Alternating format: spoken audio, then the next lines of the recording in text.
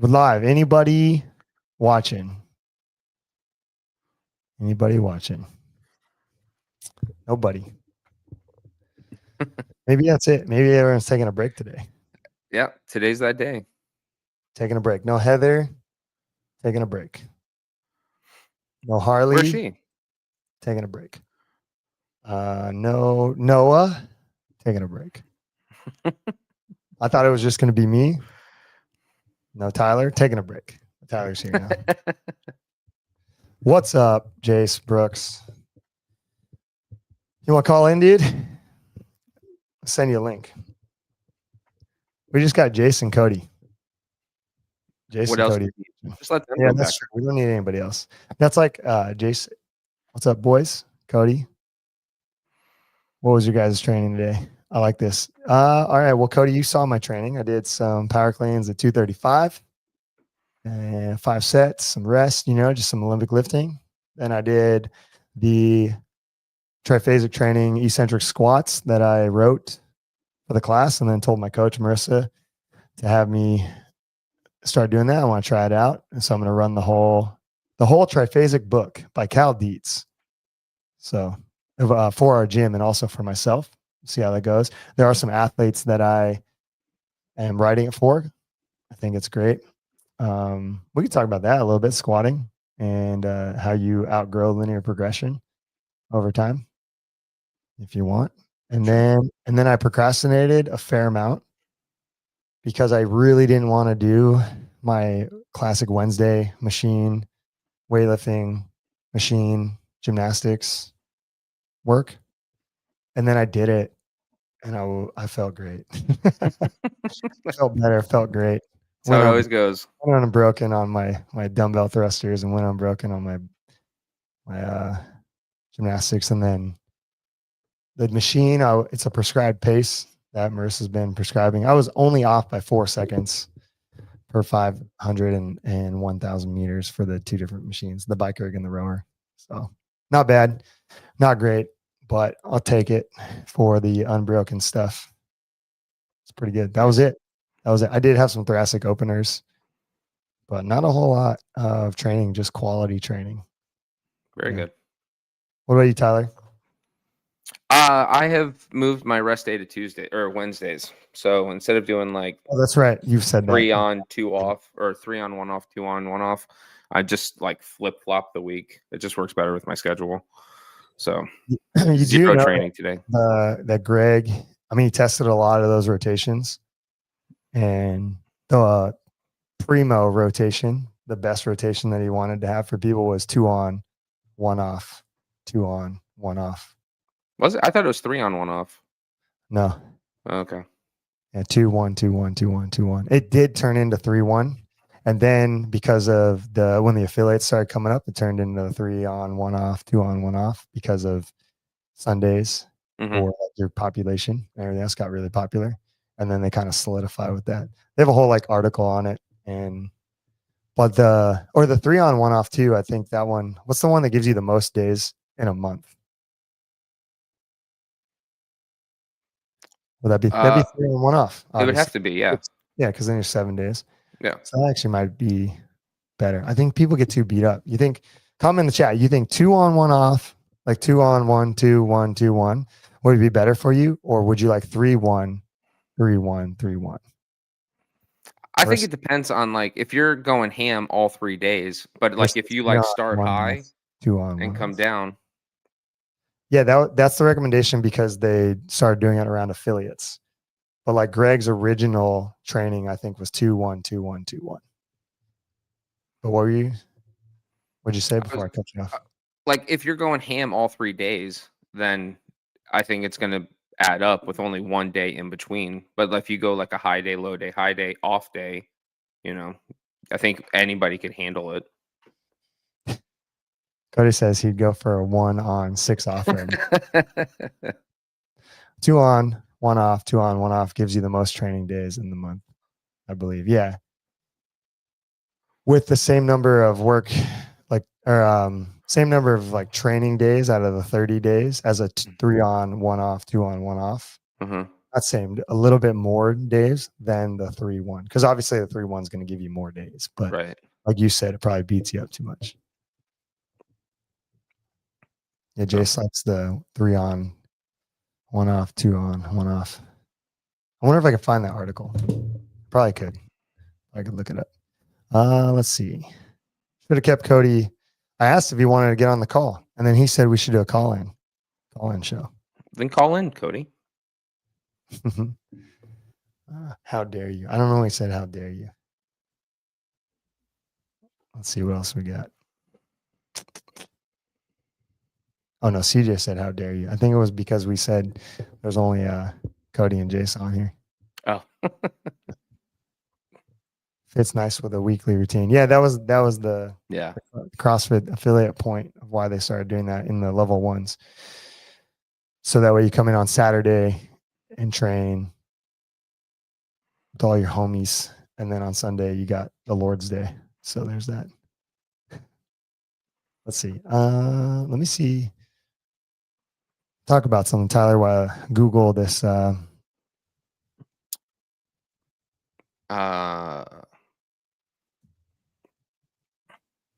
I'm back coaching at the gym I was at before. Nice. Yeah. Sent me an email a couple months ago. I was like, hey, we need more coaches now. Sick. Was this the same one? Mm-hmm. Which gym? Remind people. Tell them about it. It was Davidson CrossFit. It's now Davidson Strength and Conditioning. Oh, why'd they drop the CrossFit? Just because? I honestly, I don't know why they de-affiliated. I haven't asked her. All right, guys, I was wrong. Greg originally started the 3 on, 1 off template. And then it transitioned to the 3 on, 1 off, 2 on, 1 off because of affiliates, and it was better. And then they started doing that with .com, but originally it was 3 on, 1 off, 3 on, 1 off. So there you go. Tyler was right. That's the best training program. Or split days, whatever you want to call it, rest recovery. I just did a training camp with Paul Weber. Who's Paul Weber? He's that bald dude, or maybe it's just really short blonde hair. You would know him if you saw his face. Okay.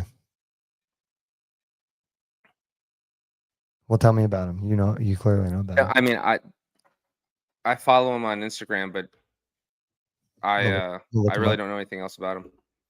Are they still affiliated and just changed the name, or are they de-affiliated? They de-affiliated. How come? Yeah. Any particular reasons? I don't know. Do you care? Not particularly. I mean, heartbroken? No. It's all the same stuff. Different colors, but same stuff. How are they allowed to do that? What do you mean? Just how are they allowed to do CrossFit without being an affiliate? Well, it's functional fitness now. Mm-hmm. Yeah. But how? But how? Actually, who was the other guy that you were there with? There was another guy, Jace. He used to coach Wendy. Dang it. It wasn't Paul, though. But I see who you're talking about.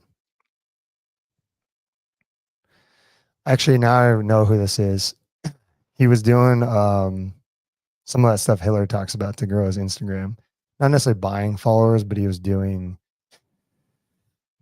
some of those like business, which is a good tactic, but like some of those business things that like help you inject certain things into your followers, which is totally fine. There's nothing wrong with that. I think that's why, like where you sign up and like they put you through and then they give you like the template and the spreadsheet of when to post, how to post, what time to post, what to actually post. They give you a bunch of prompts. Like you're not actually writing anything yourself other than the stuff that you're trying to make unique to you and your brand, which is fine. Again, that's like a marketing company. There's nothing wrong with that. But I think the Paul, that's why I didn't like him very much.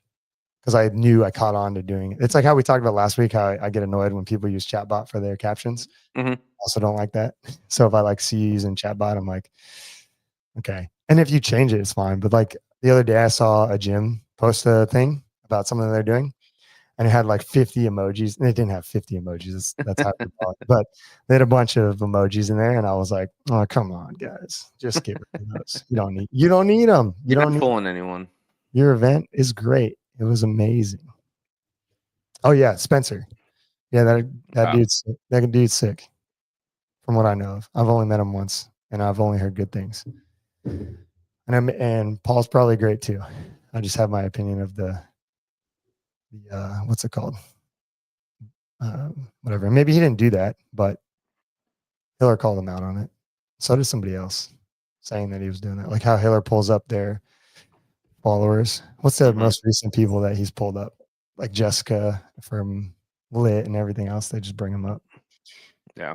And how they showed how they lost followers, how like Matt Frazier and other people lost followers recently. They're showing those numbers. That's crazy that you can do that though. Like if you guys really wanted to, you could pay money and then like put in somebody's Instagram and see like their analytics that way. Yeah. It's crazy that you're allowed to do that. Like you should only be allowed to do like your own. Well, why? Like, what does that benefit Hiller to know that? Well, because he's going to make content about it, and I guess for him, yeah, specifically do whatever. But I think that's more for like marketing firms and stuff, or like whatever else. It's crazy. I don't know. The world's a crazy place, dude. It's a crazy place. Like same who dat. I just training. Let's see what Cody says. I just did training camp with Johnny Hopkins. Dude, don't make fun of people. Come on. That's good. How was it, Jace? How was it? Let's bring him on. I'll text Jace a little invite. He can tell us about it. Come on. Tell us about it. Even if you have your headphones or whatever, you can talk into your phone. Who cares? We'll do it like Kill Taylor style. What's up? Turn your phone sideways. Because we had really nothing to talk about today. I was, everybody left me. So I was like, Meg said we should talk about zone 2 training and then told me about a podcast with zone 2. And I was like, listen, dude, I can't with any of that stuff anymore. Because it's hard for me to listen to a degree because all of it's important. Yeah. You know? And like the person in front of you, the athlete or the client, or even yourself, if you need zone 2 because you're not aerobic, you should be doing zone 2, and it's highly important to you because it's a missing characteristic of your total body of fitness. If you're not strong, you should be doing strength. If you're not fast, you should be running fast. Like, it's just like, oh my God. It's crazy. It's crazy out there in the streets of Instagram and podcasts. It's crazy. Just do the thing. Just do the thing you're bad at. Learn how to enjoy it. Yeah. Fill up your fitness and just have fun. And then if you have like serious goals, then yeah, you got to like, change it up a little bit. Like just be serious. Let's see what Cody said. I don't need to pay for that. I already know I lose 3 followers every time I post. Yeah. Solid. Yeah. How much is that? Someone should look that up. I don't care to look it up, but it's funny that Hiller brings it up. I was like, dude, that's crazy. Dude, speaking of Hiller, and we talked about this on the back end, how crazy is it that congresswoman is appalled that you have to do a pull-up to be an FBI agent? Yeah. Well, you don't have, let me rephrase that. You don't have to do a pull-up. It's in the test. It's in the test. It's in the test. Yeah. You could do 0. Right. 0. It's funny, like that post went up by Hiller, and my instant reaction was to go and I Googled and went on the FBI website to look at their physical fitness test. I was going to text Noah because Noah coaches, special ops and first responders, and he knows all those numbers and stuff. And harsh pull-ups. You gonna get on, Jace? You gonna get on, man? He said it's harsh to do pull-ups. But I went on and I was like, okay, let me just look at what the test is. And to be a special agent, field agent, there's 5 categories of fitness that you have to go on. And you can look this up, and I'm gonna just like butcher it, but you can look it up and read as much as you want into it. And it's like sit-ups, pull-ups, push-ups, a longer run, and then like a 300-meter body carry or whatever, or something of that nature. I just like skimmed through the requirements quickly. To pass, you have to get 12 points. So every 5 things is a 0 to 10 point scale. So you can get 10 points, 10 points, 10, 10, 10 at maximum. So you get 50 points. And you only have to have 12 total points to be a special agent, field agent. And that's like the top tier of whatever fitness you have to achieve. And you also have to only get 1 point minimum from each or 3 of the 5 categories. So like you could get 4, 4, and 4 and delete pull-ups and like whatever the long run, which is crazy to me because like I would feel like they're all good characteristics of fitness. Now, would I use that as like a fitness test for special agents that are going to run down bad guys? Probably not, but like it's what they're using. And it's just crazy that you literally could do 0 pull-ups. And her argument was that it's unfair to women because they have biological differences than men that put them at a disadvantage to do said pull-ups. Crazy. But and what's even crazier is I was like thinking about that today, and we got a 9 a.m. class when Cody was coaching. I was watching and stuff, and I was like watching. There was literally like 10 women in there, and they're power cleaning 95 pounds and doing rowing and toast bar, and I was just like, this lady would lose her mind. This is impossible. You guys are abusing these women in here, or whatever. I don't even know. It was crazy. It was the clip is good. I don't know. I guess we're not adverse to fitness. So maybe that's why we have a huge bias when we're like, more fitness, the better. Like, you got to do 10 pull-ups or you're not an FBI agent. That's how I feel. Right. Yeah. If someone's going to be running down bad guys, you'd think you'd want them as fit as possible. I know. Crazy. I don't know. You could do 0 pull-ups though. That's the moral of the story. She was, what is it when you're like, order in the court? You're out of line. Yeah. You're out of line. I really wish he would have, like, it's a good opportunity. He didn't in the little clip, and I was trying to find the longer because I want to see more context because obviously Hiller pulled out whatever, and we could be missing a lot of context. But I want to see the bigger conversation around that because I'm hoping that he ends up turning around and just being like, listen, do you realize how easy it is to do this stuff? Yeah.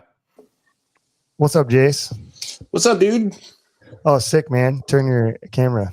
This was real kill Taylor. We had to tell you to turn your camera. Yeah, my computer at home, it's starting to get a little bit older, but it's an Apple, so we've been keeping it around because it lasts. Yeah. But it like shuts off every night now, and it takes forever to boot up. So they send the signals from the spaceship to do that, so you're forced to buy a new one. I know. It's not that old. Like, this thing's, I don't know. How old is this thing, babe? 5 years old? Yeah, 5 years old. That's what I'm saying, dude. They're just sending that Wi-Fi signal. Shut it down. This thing is too old. And yeah. when he brings it in and he asks for money, we're going to give you $50. Oh, God. Oh, that's so funny. What is it? Yeah. So versus saying about Kill Taylor. When you said boot up, I literally heard the dial-up noise in my head. Let's see what else. I mean, heck, I wouldn't want to be there not being as fit as possible. Oh, for the FBI agents. You saw that, right, Jace? The Hiller video with the Congresswoman. Yeah, I did see that. I want to see a longer video, but in general, I mean, come on. Pull up? Come on. You didn't even have to do a pull up, actually, to be honest, to pass the test, but they're in there. I think when it comes time and shit hits the fan, you want somebody beside you who can pass the test, period. Yeah, for sure. And even harder tests. Before you got on, I was saying how like our bias is like, nah, more pull-ups, more. Like, you mean 0? No. You mean 100, right? That's what we're saying. We need at least 10 rounds of Cindy. Okay. All right. Yeah. At minimum. Dude, she's complaining about 1 pull-up. Yeah. You only have to do 1. Like, that's pretty minimal. Yeah. And then it seems sometimes it just gets out of control because it seems like they're just trying to scratch at every little piece of anything they could get their hands on to just give somebody a hard time. I mean, if you're just a desk jockey, I don't see the point, but yeah, you're potentially running down people. I mean, pulling strength is important. Yeah. Yeah. If you're just a desk jockey, though, I don't see the point in like a physical test. You're just sitting at a desk all day. But if you're a field agent, like I wonder you how have to many have. people have to do the physical test. That'd be a good thing to look up. They have to do the physical test that sit at a desk that are like required to do the physical test as well. That'd be interesting. Yeah. But don't you have to go through? Doesn't everybody? I would. Probably. Wouldn't everybody have to go through that test to get in, just into the FBI? I have no idea. I do know that when I read from the government website, it says field agent. So I would assume that's only for people in the field, whatever that means. But I could be wrong. I don't know. Anybody in here listening work for the FBI, or you want to DM us? They're listening. They're just not going to tell you.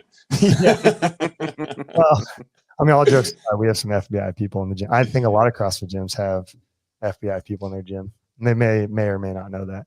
Yeah, we got a couple at Lane 5. Let's see. There are less standards for the other one. Oh, so there's less standards when you sit behind a desk.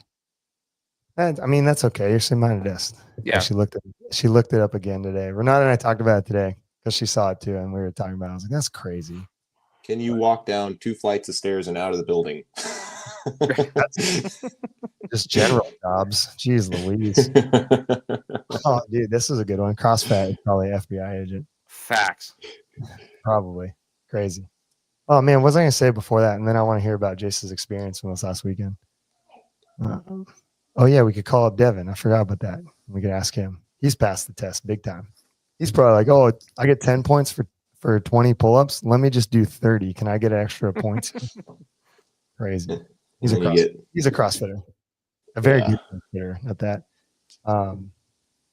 Dang, I forgot what I was going to say. Maybe it'll come to me. But either way, Jace, tell us about the camp. Was it impromptu? Like, how'd you hear about it?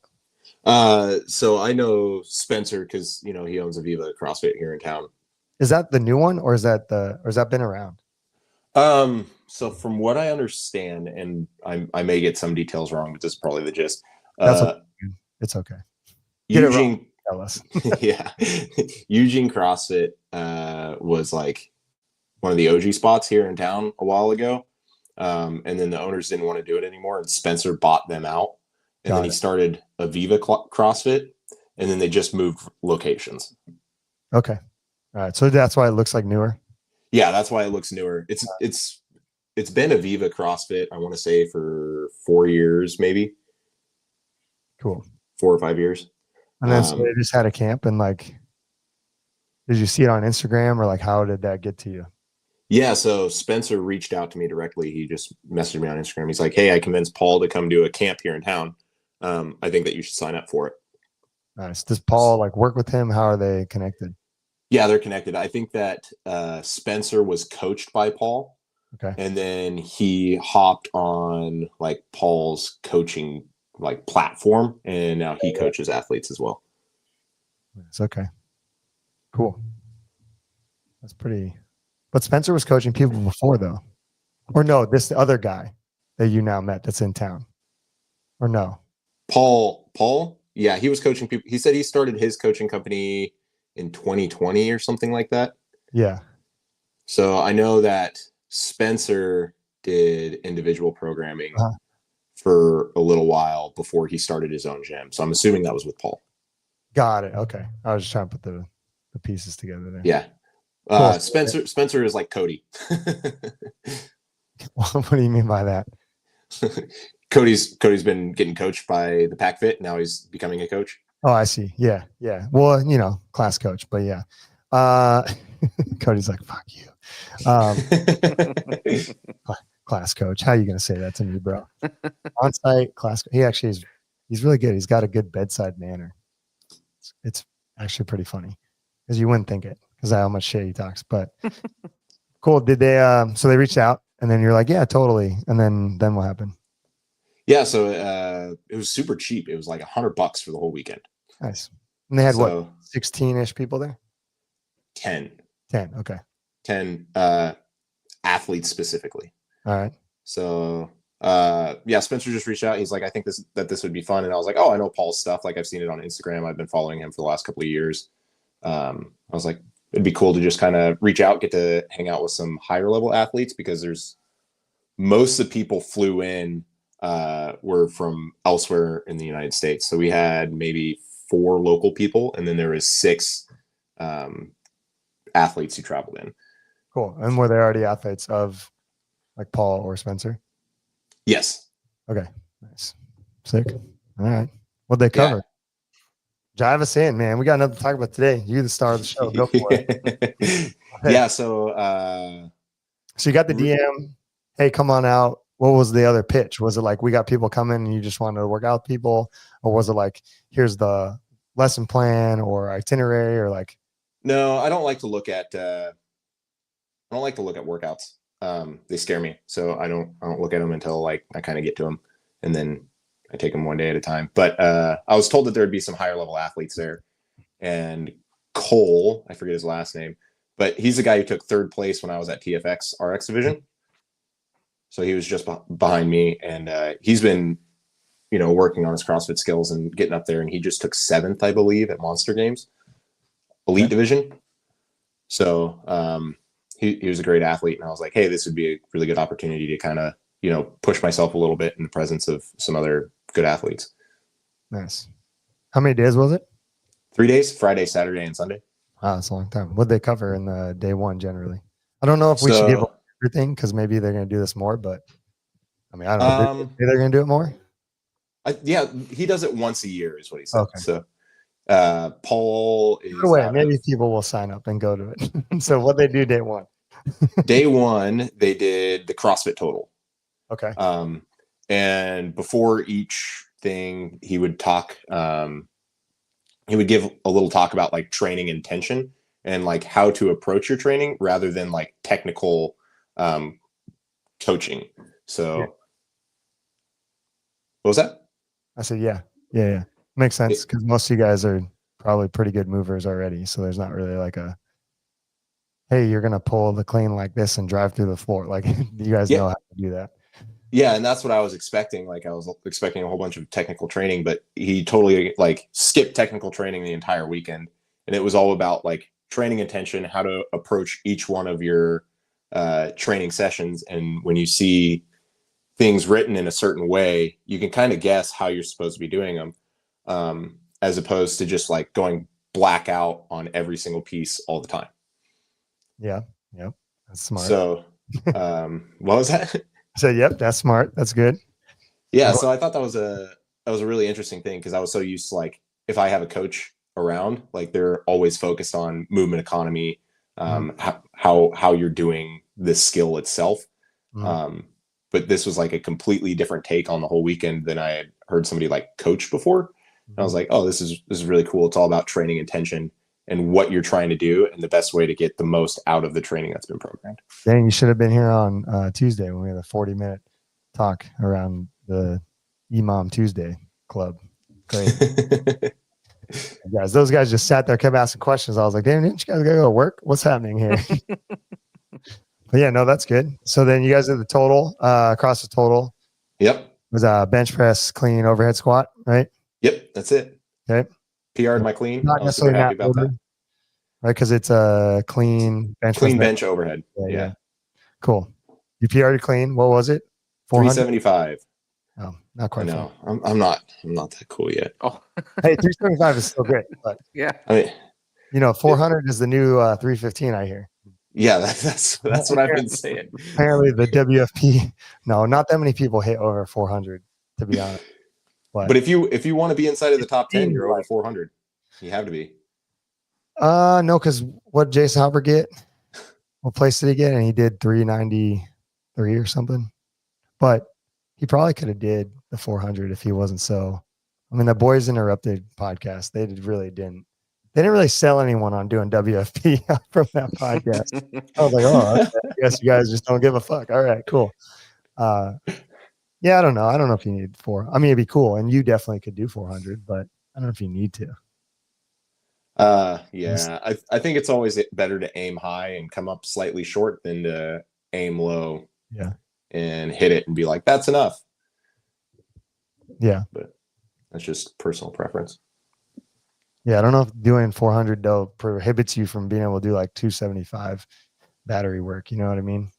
I don't know how much easier it makes it. We've had this argument a lot to try and figure out like the force production and what it takes, and where is that? Because there is a diminishing return on like being too strong, where you're like not aerobic enough, or you can't recycle phosphagens fast enough to be able to do that, and a higher load doesn't actually help that aspect of it, which you get tested on.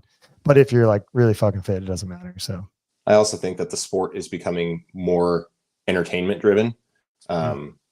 So they're starting to favor larger and larger athletes, similar to like the way strongman did. Everything's getting heavier and heavier. So it's like, how long are they going to push that for, and how much weight do they really want to put on the bar before they're actually concerned about fitness again? Interesting you think that. I know, a little bit of a hot take. Have you ever heard of Rudy and Outlaw Way? No. Way before your time. There would be a strong argument that they already did that in CrossFit. It actually is more fitness based now than anything. The people are just getting stronger by the nature of just training in general and training age. So they're naturally progressing in strength. It's not that like the testers like Dave and CrossFit are actually pushing that forward, whereas historically they were actually pushing it forward. Mainly why I think that's happening is because the size of the athlete is starting to get larger and larger. Yeah, but then I say Austin Hatfield and Colt Mearns, midgies. Yeah, I mean, there's going to be outliers in any group, but the podium recently has been full of people who are 5'11", 6 foot. Yeah, Matt still would have beat them though. Potentially, yeah. Oh, 100% he would have. Dude, that guy's savage. Savage. He would have beat him. Unfortunately, we'll never know. Oh, we know. You know, I know. Even Nate knows. As much as I don't want to admit it, because I love Rich Froning, Frazier still whooped these boys. He would. He's savage. It's like do you think Frazier could hop back in it and just demolish everybody still? You know, I thought the other day, I mean, they have their other kid coming, so I was like, oh, it's not going to happen. And they posted that video on HWPO with what life is like right now, and then hiring Justin Cotler. It's like the writing's on the wall. He's not hopping back into shit. But when he was training, did you see him do like the deadlift? You probably don't watch his like YouTube as much as I do, but like doing the deadlift stuff, I was like, dude, he's still got it. And then some of the muscle mass he's been putting on recently from just consistently training, and some of the high rock stuff he's been doing like more seriously, he definitely is like. Maybe he hopped on the juice train like Rich. Yeah, blokes, check him out. Nate's Rich Frazier's biggest fan. No, he's done. LOL. Okay, I'm so glad I tuned in just now because I said that Matt's. Yeah, dude, we all know Matt's the best. Okay, as the best CrossFitter. Rich is still the GOAT. Because as we argued 100,000 times, being the GOAT encompasses more than just being the best CrossFitter. I'd rather be a fan of Rich Froning than a fan of Matt Frazier. Look at, whoa, he's mad now. Let's not even start this. We've had this conversation 1,000 times. You agreed with me that Rich is the GOAT and Frazier is the best male CrossFitter. We know this. Okay? I mean, just from the standpoint of like, if you're a fan of Rich Froning, you can run into Rich and like have a conversation with him. Matt Frazier's a little bit more elusive. Yeah. I don't know. Do you agree with this, Demi? He's saying Tia is the best CrossFitter and the GOAT. I would say Shane's the GOAT. She's the best CrossFitter. As far as like what GOATs entail, as far as when you look up like why people get dubbed that in like other sports and the other attributes that go into being the GOAT, which is more like they're like what you're saying, Jace, of like if you run into Matt Frazier versus running into Rich, there's a greater experience when you run into Rich, even though Nate's going to say otherwise. I will say, like, I say that because I've never run into Matt Frazier. Like, a lot of the other athletes, like if you go wander around the games or something, like you can just bump into them. I've never heard of anybody just bumping into Matt.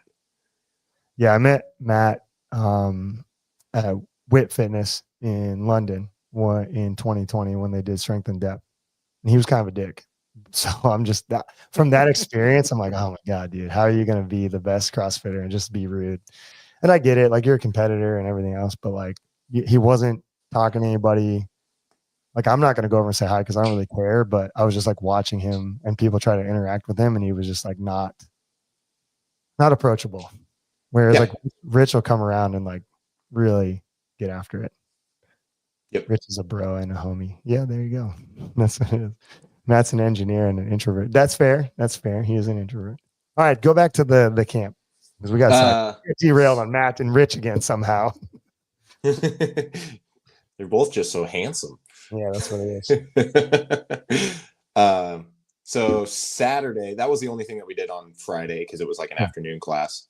Cool. A lot of people were still like landing and whatever. They just gotten there. Nice. Saturday morning, we met at the track and did a 1 mile test. And you smashed everyone. I did. Yeah, I smashed everybody. Of course, you better. I've seen some of your running metrics, and you post on Instagram pretty regularly, so we know you fast. Yep. Yeah, I didn't post any of my times. I think I'm going to be a little bit more quiet about my times leading up to crash here soon. Are you scared? I am. Yeah, I'm definitely scared. All right. Yeah, that's fair.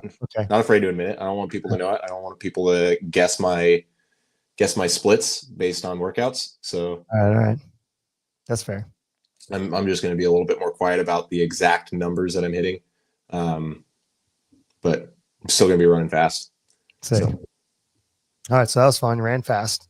What was a takeaway there from that at all?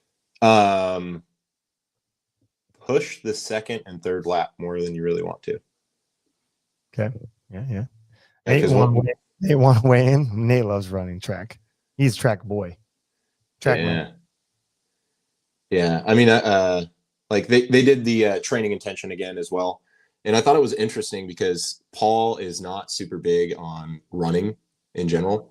He thinks that building endurance is done much more efficiently with machines than it is with running itself, which I'm assuming is true. But also I think that there's just such a high priority on running itself because it's a skill rather than just an endurance thing.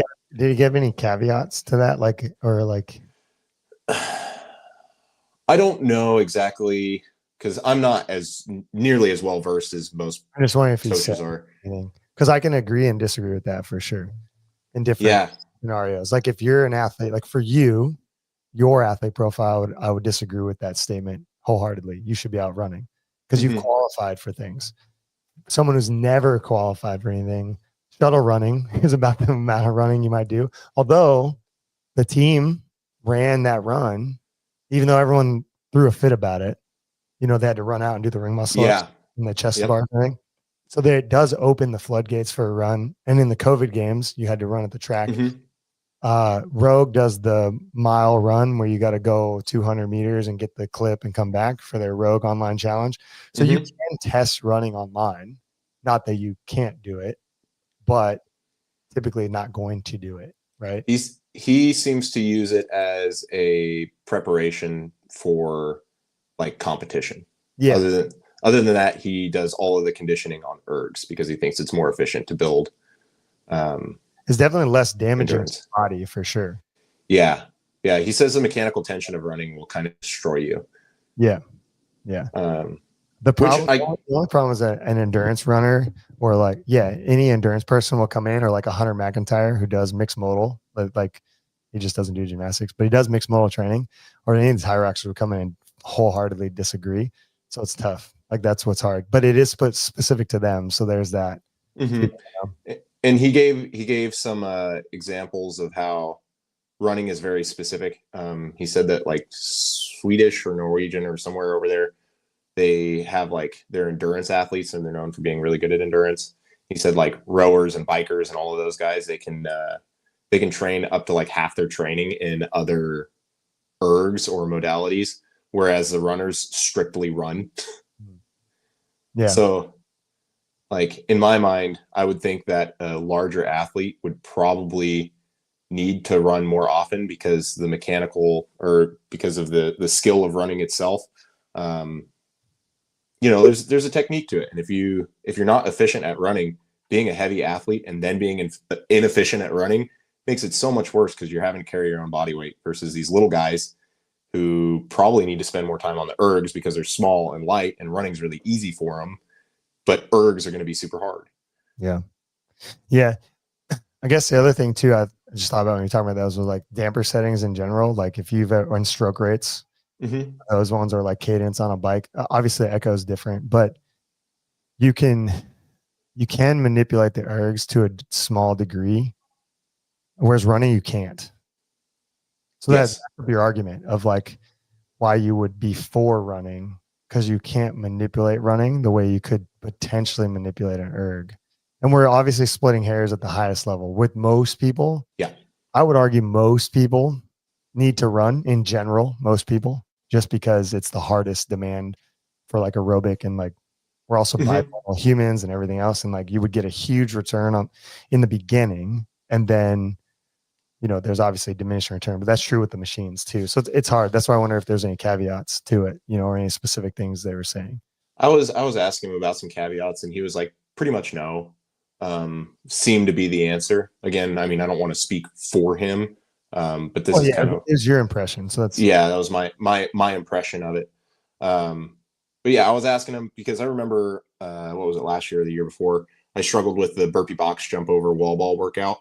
And my takeaway was like, I don't move my body weight very well. Like I can move machines. I'm really powerful, like all this external load, but like, what if it's just my body weight? Like, why am I not efficient moving my own body?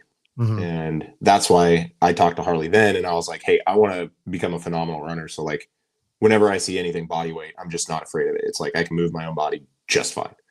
Yeah. See, that's good. That's a good counter argument. And like, your experience of what you built.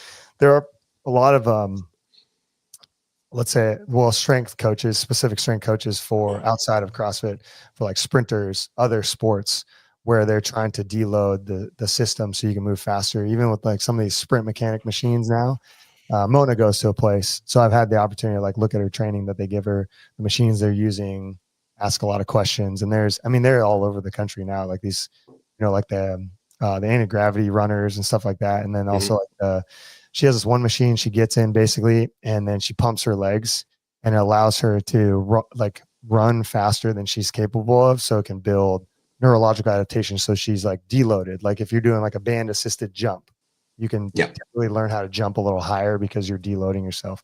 Very similar. And they have all these like special running machines and sprinting machines. They're pretty cool. And again, they're like, there's lots of places all over do this now, and it always begs the question to me of like, how do you, because I think some people like burpee, for example, would want to get better, and they would load their body with a vest. Like that's the typical response sometimes, or do more burpees, which I don't think is a bad response, but like you just articulated what I think is actually a better example of learning how to deload your body to move faster somehow, or like using running to move your body through space quicker to translate into body weight movement like a burpee. That was like a really good thought process. I think sometimes that's a better route to travel, just based on looking what like sprinters are doing, and then what the mechanisms of what they're doing to train is kind of cool. So that's interesting. That's interesting that he doesn't like running. And it's hard for me to accept because like the most programmed workout is a 5K run on .com. That's pretty crazy that you're going to say that when like almost every event at the games last year had like some type of running in it. But again, it's like at the games. So I will say, I don't think that he avoids running though. Like Cole, who was there, I was talking to him and he's like, it doesn't sound like Paul likes to program a lot of running, but he's like, I'm running every week. Well, okay. I'm going to say this one thing, but I'm actually going to program this other thing. I just keep them guessing. Yeah, keep you guessing. No, that's fine then, I guess. And when I asked him about it, he's like, yeah, it's because he's preparing for competitions right now. Oh, yeah. So he's like, if you're preparing for a competition, you have to run. Yeah. If you're going to be running, you have to do the thing. Yeah, it's really interesting.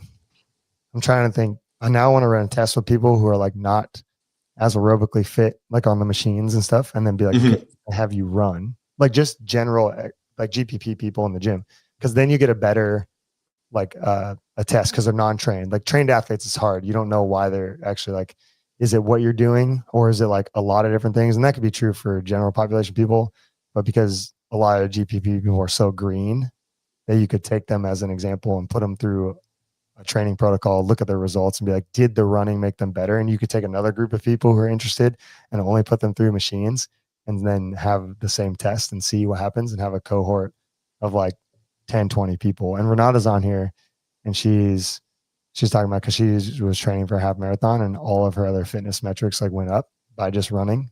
Yeah. She's also can do research. So now that I said this, she might talk to me about wanting to run that study. I would guess that it would depend on the size of the athlete. That's interesting. You can take that into a factory. Yeah, because if somebody's small and they're like running isn't hard for them. Machines are fine. Running is hard. Yeah, so if somebody's small, like they're probably going to be already like better at running specifically because it's not like an external load. But if you have a bigger athlete, they're already going to be favored towards machines because it's like an external load. So if you just train them on whatever they're worse at, I would imagine that you're, training the limiter as opposed to trying to max out the peak already. I do have a question on like the bias of that, being a bigger athlete. Do you think you have a bias because you are a bigger athlete, but you're also a strong athlete? Because could a small athlete who's also just as strong as you have the same outcome on a machine? Or do you solely believe that it's like because you're bigger, because you're smaller? Put a weight vest on and ride a bike. You'll go faster. Interesting. Okay. Like, I What think do it has. You want to weigh in on? What do you think? Me? Yeah. I don't know. I think a bigger athlete generally just has a better better advantage on a machine. I think their levers help with their advantage on the machine.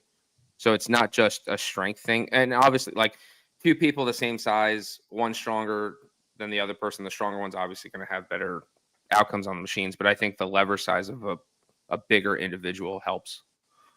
All right. Yeah, I was saying rowing for sure, obviously, because like the best crew rowers are like 6'7", 220, Mm-hmm. But what's an average? I'm going to Google it. What's an average cyclist height? I feel like they're I would say like 5'8", 135. Tiny. 5'9", 178. The girth of their legs is probably taller than they are. Yeah, it's just hard. I just think about that because again, it's all like specific stuff. But like the best average cyclist height is 5'9", so that's interesting. But also, a lot of their stuff is kilowatts per kg, right? So if you can put out a lot of power and you're lighter, it's power to weight ratio. Not to mention the aerodynamics of a larger person on a bike too. Like that plays into it. But you put them on a stationary bike, and that's why kilowatts per kg. Like that's how they use the CAT system, and they look at that. So you're not actually looking at those numbers on road. You're looking on those numbers on train. That makes sense. It's hard. Like, yeah, I don't know. That's why I think like maybe not always, but yeah, I agree that most of the time, to all the time, the larger athletes have an advantage on. But when we're talking, if we're talking about like a 4'9" person, like female, and a 5'9" female, of course, like come on, But interesting. All right, so he ran. He doesn't like running, but does like running, and then would rather have people do machines, which is good. I agree with that because sports specificity, right? You're going to see a rower most often in qualifiers. I wish they'd bring in the Echo bike in qualifiers. I really would. It's time. It's 2025. Come on, guys. We can do it. And then then we did 30 ring muscle ups for time, but you had to start with a max unbroken set. Cool. I know you don't want to tell numbers. I don't know if this really hurts you. First set? My unbroken set was 22 ring muscle ups. Nice. Yeah, nice. Hiller said no one can beat him. He says he did 36. But I think Cody Anderson could probably fuck his world up. But 100%. Yeah, you know who Cody Anderson is, Jace? I do. All right. He lives near you, kind of. Yeah. Yeah, he lives over by Greg Everett. Mm-hmm. Yeah, that dude could probably do 40 ring muscle ups. He could probably do 36 strict. Hiller's never heard of him. No, he's heard. That's funny that he said that on his most recent YouTube. All right, cool. 21, dude. You're almost there. 30 ring muscle ups unbroken. That's sick. Yeah, that would be great. Although I will say, like after that, like I was completely exploded. I tried to do a single after that, and I was like, "This is very hard." 21s, you're right there. That's good. That's cool. So obviously your ring muscle ups have improved since NCC then. By that, yes, by that metric, it has. Yes. Yeah, I've also not in that session. Literally Wednesday, I did 30 for time in my training. And then I didn't know what the weekend was going to have. And then I did 30 for time on Saturday evening. So I was like, oh, cool. So like I had the speed version and then the unbroken with a big set. Obviously, like breaking it up into smaller sets was faster. But it was cool to have that unbroken test as well. So I don't want to give away numbers because now you don't want to, but I'm curious on the smaller sets, like how many sets did you do? 1, 2, 3, 4, 5, 6 sets. All right, cool. Yeah, that's good. I always wondered because like back in the day, Adrian Conway would always, when he was coaching people on Brute and stuff, like this is like 2015 when we're like helping people get through like the open or something. And I'm sure Tyler, because you've been around long, it was always like singles are faster than going unbroken, and now that's not the case. But going unbroken is faster. yeah. But back in the day, it wasn't because no one was like that developed yet. So people would get a low bar and like literally you've probably seen people do this in class or something at lane 5. Do one and they turn around, do one. Shanna's done that. And like in her group, that is still, it's like I made the joke at the games this year, the master age group, that like the masters are like the 2013 like individuals, like their abilities and like what they can do of like that year. They're like in a time capsule. It's pretty crazy. But yeah, back then it used to be like one, like 2016 workout with the overhead lunges, bar facing burpee, chest to bar workout. Marissa did that workout in all singles and had like one of the best scores in like Northern California. And it's, but that was the time. That was the time. Like that was back in the time, and like almost pushed the team through to because the other females and everything else. That's crazy though. I just wondered how many sets because I thought of that, like how back in the day people would legit do like toes to bar and ones, chest to bar and ones. When I started with Harley, I did toes to bars in singles, and he was always like, "How the fuck are you moving so fast?" Like, he's not fast. It's just not as fast as someone who can hang on the bar and do 30, right? So like one of those things where you're like still faster than other people, but just not as fast as the best people. But yeah, it's funny how I think of those days. I'm like, man, what were we doing? All right. So, muscle up's good. That's a good test. So you guys ran a mile. You did weightlifting, monostructural gymnastics. Basically, you did WMG in isolation. So single modality test. Was there a reason for that? Did he say? Did like yes? So the training intention behind that was he said, when you're building your gymnastics, the focus is to like maintain set size once you start adding in intensity. So he's like, when your coach goes and programs, one of the things that Harley's been programming for me recently is a fast ski into a large unbroken set of, or a large set of ring muscle ups. The idea is to keep those ring muscle ups as unbroken as possible. So like I would do a 500-meter ski into a set of 6 ring muscle ups, make sure that I don't break any of them. Then it progresses the next week to 7, then 8, then 9, then 10, right? Yeah. So he's like, and then once if you can keep going unbroken every week. Well, yeah, like some people don't, but Jace, the idea is Jace adapts. Okay, so watch. Every week you just add in a rep. If you don't have anxiety about your fitness now, no, but yeah, you want to be fatigue resistant, so you add aerobic load. Basically, training think tank model of bridge training is what they call it. Yeah, and I thought that was really interesting because it's like there's a difference between like training and sport, and he laid that out very nicely where it's like when you're training to be as fast as possible on game day, but just running that race all the time doesn't mean that you're necessarily like building the skill that you need to be as fast as possible on game day. Yeah. So it's like sacrificing a little bit of that ego in your training to get a larger result later is very beneficial. Do you think you found yourself doing that? Like when you heard this and then thought about it, do you think you found yourself doing that in training? Yes, and I know for a fact that this was like something that I had already implemented, and Harley's been like an awesome coach in coaching me how to think about my training pieces, not just here's some programming. you know, so like that mindset walking into each day, and like it's just something that I do automatically now, and like he doesn't always have to put in like you should be in this time frame, but one of the things that I always think about is like, okay, what's the like rep speed per movement? How fast should I be moving? When should I finish? Like what's the idea of this piece? Like if I'm doing like sandbag cleans, and that's been in the progression for weeks on end, like I want to preserve and focus on the sandbag clean specifically, and then move everywhere else as fast as possible while still being unbroken in this area. Yeah. The maximum sustainable rate, you hear it all the time, but it has to have context like you just did. Yep. That's cool. So it was like reinforcing ideas and clarifying ideas that, we've already built into my training. It was really nice. Sick. And then after that, what'd you guys go into from there? I did not eat enough for the day, so I got my ass kicked in a Metcon after that. You blew up. So if you didn't eat enough, you blew up in the ring muscles because you did a massive set. So obviously, and then you didn't eat enough, and now you're going to be all just depleted, dried up prune, Yeah. That's my fault. What was the mixed model work that they had you do?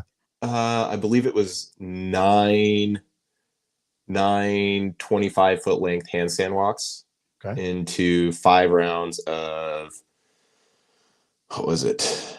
15 toes to bar. No, it was 30 double under, 15 toes to bar, 10 shoulder to overhead with a 70-pound dumbbell. Nice. Two? Or what was that? 2 dumbbells or 1?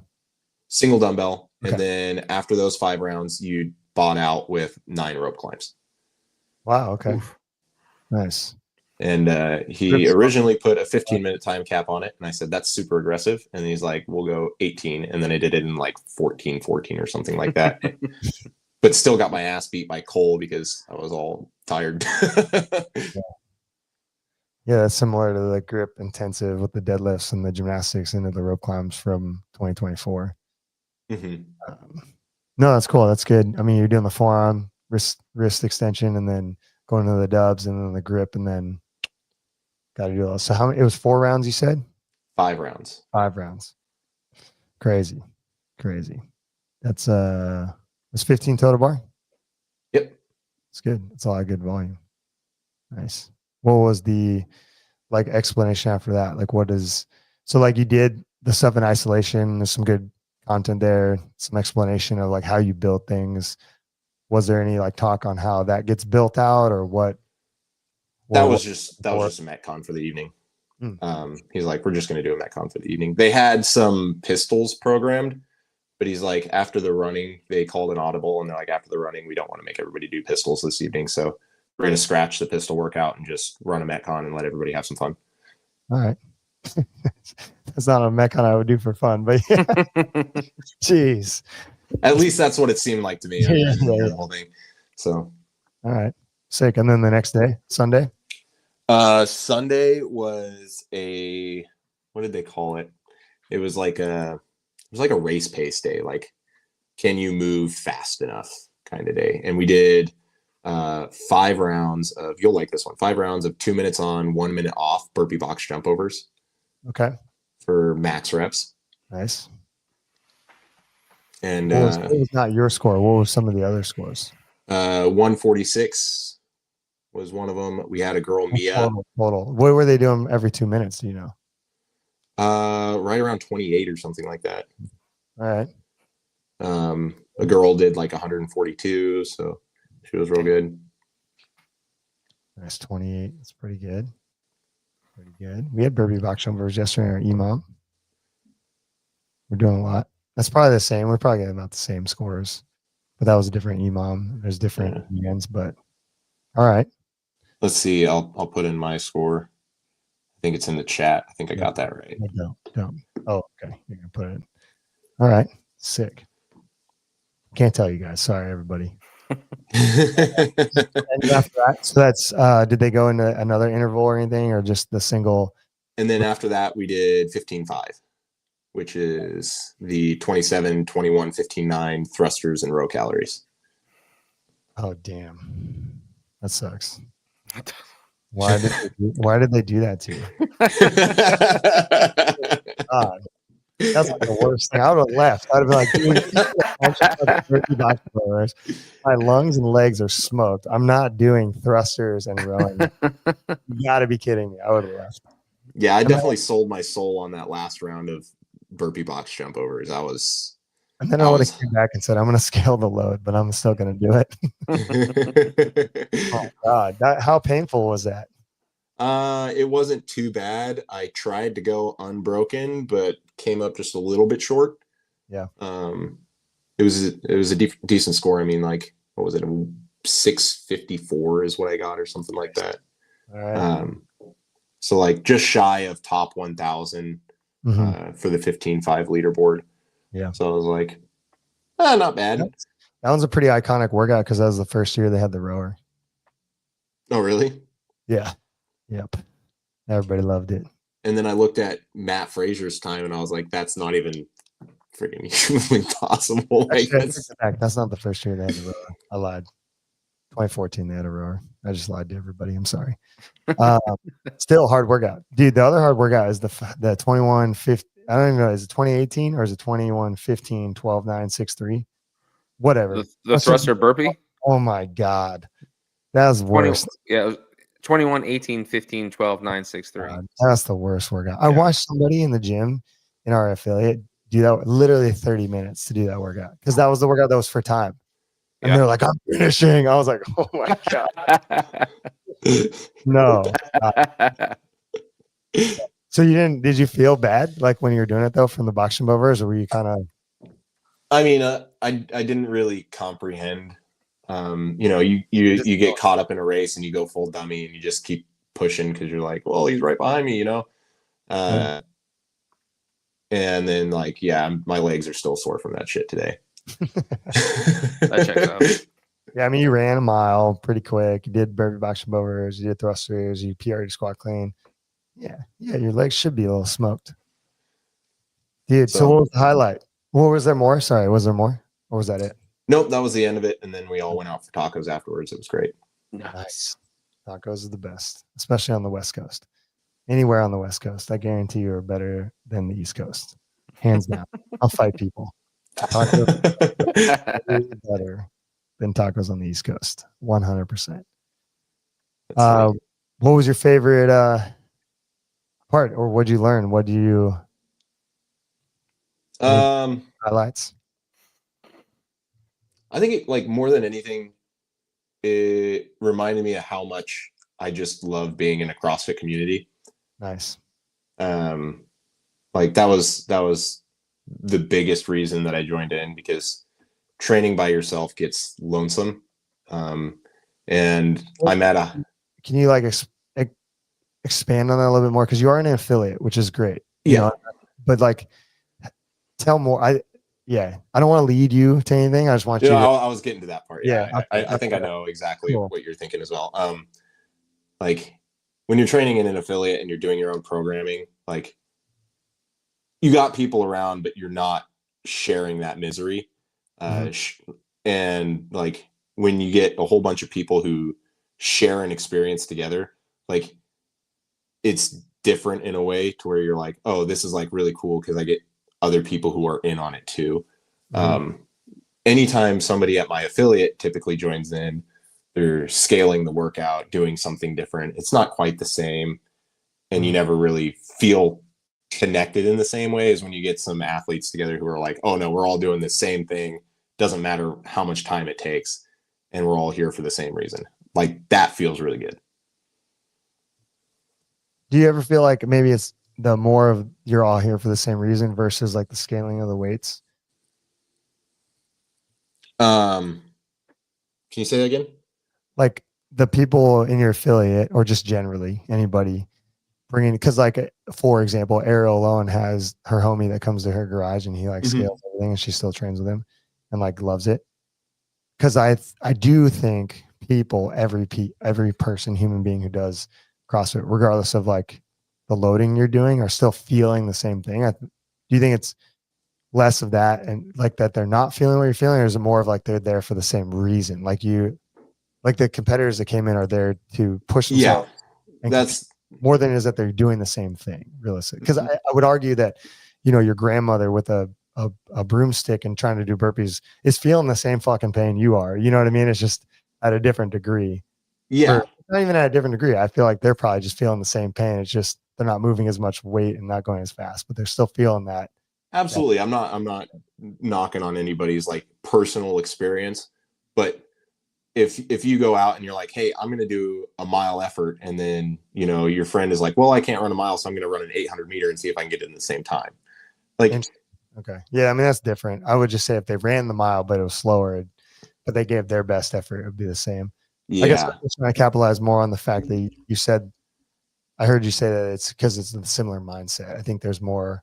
Yeah, there's everybody's there for the same reason, which is really cool. And then having everybody do the same workout, like it's that extra incentive to race because like it feels like I'm actually beating somebody at that point. Got it. Because there was a couple guys at your peer level. Yes. Right? Okay. Yeah. Yeah. Do you man, yeah, how important is that, having people around you that have a similar goal? I think it's important to have every once in a while, but it's not like what makes you. It's not like the make or break. For sure. Yeah. Like it's a nice little cherry on top, like a sweet treat every week. Yeah. Like when you can get it, it's great, but I don't need it to survive. Yeah. How much, if you had, this is an interesting question. If you had it more often, do you think it'd be more detrimental or more helpful? Assuming everyone's nice. Like, let's say there's not like people being dickheads about things, like, because that can happen, obviously. But like, assuming everybody's really nice, would you rather be in an environment where there are people like that all the time, or like? I don't know. I've never had that. Mm-hmm. I know that it can be a distraction, like what we talked about with training intention, like preserving rep size, trying to do what you need to do to increase your abilities. When you get a frenzy of people who are hyper competitive and very good at a specific thing, you automatically start to default to this. Well, how do I get it done as fast as possible today? Yeah. Yeah, I told Cody that, like, when I finished my workout today, Melissa was on the bike doing her bike training for individualized stuff. Cody's doing his individualized stuff, and Meg's doing the stuff I wrote for her. And I like finished, and Cody's doing bicep curls, and I was like, dude, now I know why I work out by myself, because I would be so distracted if I did this workout. As far as like getting quality training, I'd be so distracted by everybody else and pushing myself too soon, too hard, maybe having to break things up, versus doing the thrusters and bar muscle ups unbroken and holding my pace on the machines to like develop quality fitness. Mm-hmm. Because I am like everybody else, and you're describing what I think a lot of people who are competitive in nature or have competed, just you default quickly to like, well, now I'm just going to win, like, well, now I'm just going to win. It doesn't matter. I don't need, I'll break them up 20 times as long as I win. And like I was telling Cody, I was like, that's how like I get distracted. So I'll get distracted with that thought. So I don't like training with other people as much. It's why I kind of started taking some classes here and there to try and like be okay with other people like passing me, and me just like training to get better and like using that time to develop that mental skill. Cause it does. I told him today, I was like, yeah, it kind of bothers me sometimes, because I took class on Saturday and like people are like trying to gun me the fuck down, and I don't like that. And I'm like trying to work on the mental skill of not letting it bother me. Mm-hmm. Like not even training, I'm like training my mind. So I was just curious about that. But you basically said the same thing I'm experiencing right now. If I train by myself and get quality training, then worry about other people in the room. I remember when I first started doing a bunch of my run training, like I was going into the TFX RX division, and I was like, well, like my anxiety is really high about like thinking about my other competitors and like having other people pass me. Like, what's that going to be like? And I was like, a really easy way to kind of like force myself into that feeling of anxiety, I was like, I'm gonna run along the 2-lane highway with a Oh, no. 6-inch shoulder. That's dangerous, dude. It's super dangerous, but I got super used to it. So like, I was watching my heart rate one day, and this is like how I knew that I had gotten used to it, is when a car would pass me doing like 60, 70 miles an hour, like a foot and a half from my shoulder, my heart rate wouldn't increase. Don't do that anymore. That is, you're like asking for death. Like, that don't, oh my God. I'm not saying it's the smartest thing, but what I'll tell you is it worked. Jeez Louise. They'd be like, yeah, so I got this friend that trains dogs, and they're attack dogs. So I just let them release them on me, and I run from them. Not a good idea. Well, I ran faster. It's, holy shit. And that's crazy you did that. I would have never decided to do that and have cars drive by me quickly. I mean, I'm also limited to, so many roads here in Junction City. Now I take the safer route. Like I don't do that anymore. No, I see you at the track. That's good. Yeah. And we got some like back roads that are a lot more pretty than running down 99. But for a while there, I was specifically running down 99 just because I wanted that extra stimulus of like, what happens? Because how do you run zone 2 when you're literally freaked out? Right. Like, how do you control your heart rate when you have all of this extra stimulus around? Can you get used to that? And I was like, well, this is one way to kind of artificially stimulate myself. And then like 800 milligrams of caffeine and be like, oh, we're good. Whatever. Who cares about zone 2? Yeah, but in your brain, you're like, it's just a biological response. I'm actually in zone 2. I'm totally fine. Because I had 800 milligrams of caffeine. I'm fine. Oh, man. Crazy. That's crazy. That's one of the craziest things I've heard in a while.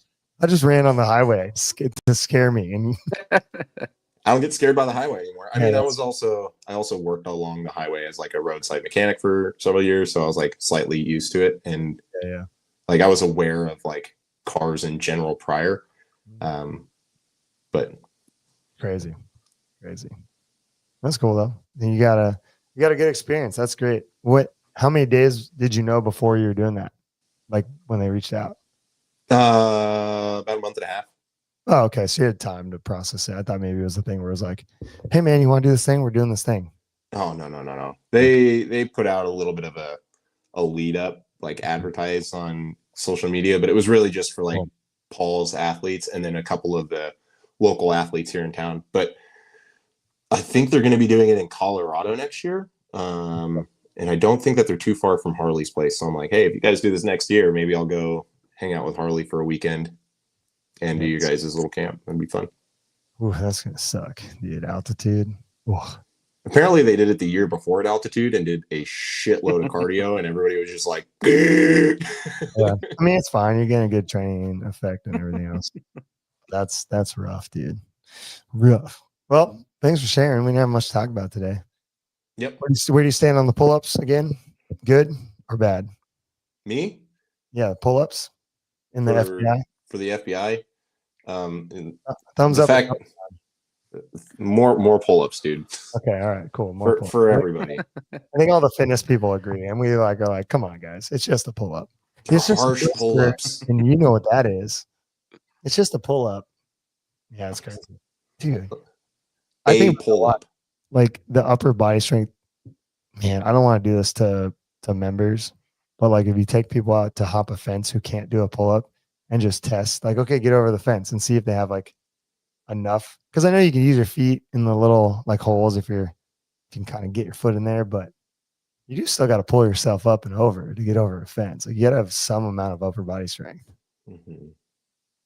I mean, ideally, they will never be needing to do a pull-up in the field, but like, I hope not. It's just like a basic metric. It's just a basic metric of like generic strength. Like, can you do this or not? Can you move your own body weight or not? Yeah, that's probably the main point that should have got like pushed across is like, look at, we know it's silly, quote unquote, but we need basic metrics of physical fitness. And this is one of them that we're going to use. Like, get over it. You know, like if you can't pull yourself up, like what happens when you're now the weak link and you guys are all running away from something and you can't do a pull up over a fence? Like, yeah, come on, dude. Yeah. You're gonna put everybody else at risk because you can't do a friggin' pull up and you're mad at the standards. Yeah. I don't know. What else? You got anything, Tyler? Any other news? I think that was the biggest news with Yeah. Hillary. Everything else seems kind of. You think All right, the WFP? I gotta go to work. All right, see ya. Later, dude. I wanted his opinion on WFP.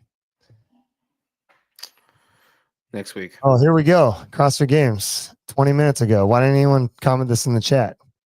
Welcome to the 2026 CrossFit Games season. This year will mark 2 decades.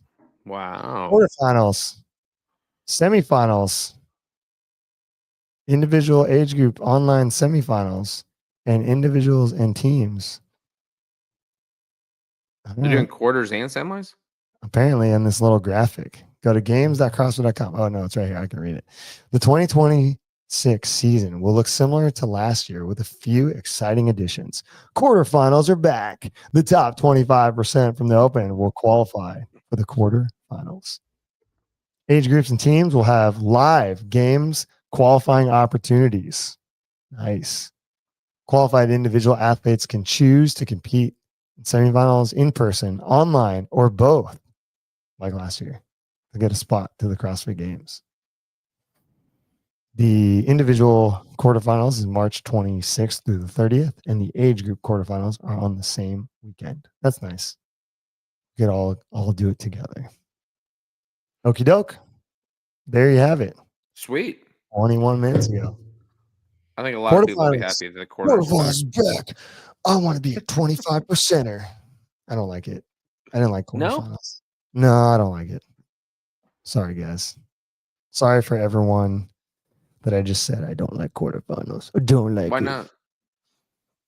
Dude, 25% is such a low number of percent. Well, but they're not doing it's not there for the sake of just like, you guys are the best. It's to continue the season. And I think that's a great idea. Community Cup, baby. Community Cup. Mm. It was under promoted. That's the problem. Do you think, well, that's what I was going to ask. Like, what was the reception that you heard for the Community Cup? I mean, we loved Like, it, but nobody cared. Yeah. Yeah. I don't know. Quarterfinals, everyone threw a fit. So you got it. You got it back. You got the 25% back. And here it is. Everyone cried about it. A lot of people cried about it. A lot of people cried to me about it. Like I had control over the stuff. Oh, man. Hey, did you ever hear back from the athlete council? Yeah, I applied. I'm in it. Are you? Well, no, I'm not like on the council, but I'm in the, I don't know, whatever's going to happen next. I did all the things I need to do. So I guess we get voted. All right. So semifinals are the final qualifying stage. This is what I want to know. So quarterfinals, top 25%, whatever. We're all going to do that. Now I just like don't even care because this is what I really care about because I want to be in the tip top. Semifinals are the final qualifying stage for athletes hoping to compete at the CrossFit Games. The top 2,000 men and women from quarterfinals will advance with the opportunities to compete at semifinals or online semifinals. Interesting. I wonder how that's going to work. Well, okay. So wait, how many people could compete? Was it 1,000 men and women last year? In Or was semis? Yeah. I thought it was a percentage. Was it top 2%? I guess so. Yeah, 2%, whatever. 1%. I don't know. I thought it was a percentage. I don't think they did a number. All right, so 2,000 go to semifinals. After quarterfinals, the top 400 age group athletes in 35 to 54 divisions and the top 300 in the 14 to 17 and 55 plus divisions will advance to semifinal stage competition this year. Age group athletes will also have the opportunity to compete at a selected semifinals to earn a ticket to the CrossFit Games, which is interesting. But I guess it doesn't make any difference. So they have their choice or they can do both? It just says that they will have the opportunity to compete at select semifinals, which means Some of these semifinals are going to hold masters and teens divisions, obviously. More information, including the list of semifinals, the number of games, qualifying spots at each event, and dates will be released soon. So we're not going to know. Teenage CrossFit Games and Masters CrossFit Games, 20. They're taking 20 now at the games. 20 boys and 20 girls, 14 to 17. Then 30. Oh, no, it's the same. Sorry, it was the same as last year. These are the same numbers. But 15 men and 15 women. Oh, they have a deduction. So from 35 to 44 years old, they're going to use 30 men and 30 women. 45 all the way, or 45 to 54, 20, top 20 men and women, and then 55. Maybe this is because they're going to fill some people. Who knows? Who knows? Interesting. Adaptive. Same situation as last year. Wheel WOD. Semifinals, the top 20 adaptive athletes go to semifinals. Adaptive wheel WOD, 10 athletes go to the games for adaptive. Okay. Let's see. Semifinals, non-specific. Dude, how are they going to do? If you're the top 2,000, how are you going to get to an in-person semi? That's what I really want to know. Like, what's that number? Well, I guess that's why they're doing the online one too. That if you can't get to one. Sure. No, I know. I understand that, but I want to know the number of people they're going to take. And obviously it's like 30 or whatever, but how do you get into one of those in-person semifinals? Like, are they going to do it regionally? Are they going to do it? Like, how are they going to do that? Gotcha. Because last year I think was not, I liked it when the semifinals came out and said, we're going to like geofence this one. So like NC Fit, you had to, I think it's NCC. I'm not sure. Could you go? Could it be anyone from anywhere? I know TFX was you could only be on the West, and Syndicate then did that. Mayhem wasn't anyone, but it was more of an invite. I think maybe NCC was an invite, and they had the qualifier. I don't know. I'd have to double check that, but okay. All right. Well, quarterfinals is back. Exciting news. Yeah, March is the open. April is quarterfinals. May through July is semifinals, and then the CrossFit Games. You know what's interesting? Well, it says teams and individuals and teams. So I guess they could put a little thing on there when the age group says. Well, there you have it. There you have it. You probably saw it on Instagram. There it is. Nothing really to say. There we go. Cool. We're still going. All right. Well, how many of us are going to stop running now because Jay said, no running? No, I'm just kidding. I'm just kidding. All right, man. That's it. That's all I got. That's it. Good work, team. End of show. That was cool bringing him on. Could have talked about someone too, but we did not. He's a good dude. I like Jace. Yeah, that was cool. They went to camp. Good opportunity. All right. Catch everybody later. Like and subscribe. See ya. See you guys.